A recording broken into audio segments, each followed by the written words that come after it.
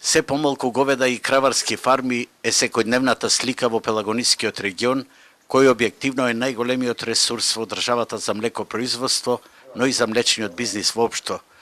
Ценовни диспаритети, скапите ветеринарни услуги, нови технологии, откупни игри и секако макотрпна работа во фармите со многу предизвици се причините за овој тренд.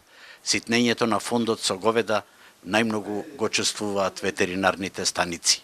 Состојбата кај другите ветеринарни станици и по теренот може да се каже дека е алармантна. По мое слободно убедување и контакти со моите колеги, значи годинава некаде во Битола и Битолско, значи вклучувајќи и општина Могила и општина Новаци, ќе имаме меѓу 2 до 3 илјади грла добиток помалку од лани.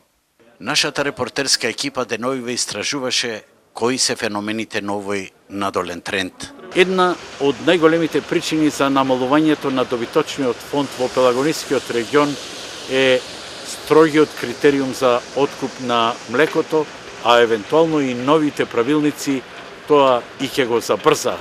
Прашање е колку се едуцирани млекопроизводителите, колку имаат технолошка дисциплина за да го произведуваат и накрај кои им се математиките да ги продаваат говедата наместо да произведуваат млеко. Млекопреработувачите и ветеринарите велат дека малите фармери не се доволно едуцирани и не можат да се справат со трошоците, технологиите и технолошката дисциплина за да постигнат квалитет на произведеното млеко според европски стандарди, па затоа сегашната откупна цена ги носи во колапс. Во новиот правилник, кој во 2020 година треба да има само 100.000 бактерии во милилитар со 400.000 стоматски клетки и бараме преку владата, државата, за ваков квалитет да се помогнат фармерите, уште со 2 денари по литар, да може да обстанат со овој квалитет, со тие сите трошкови кои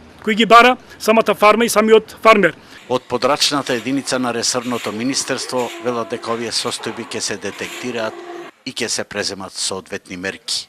Со новите мерки кои ги презема Министерството за земјоделие, продолжуваме да ги истражуваме причините поради кои се намалени сточниот фонд во Пелагонискиот, односно во овој регионот Македонија, и се надеваме дека со презените мерки кои ги предвидуваме понатаму, дека ќе овозможиме за зголемување на истиот. За идната година, иако се најавува зголемување на субвенциите во говедарството за 30%, можеби тоа ќе биде и задоцнета мерка, особено што за фармерите ахилова пета станаа ветеринарните услуги, за кои бараат даночни улеснувања.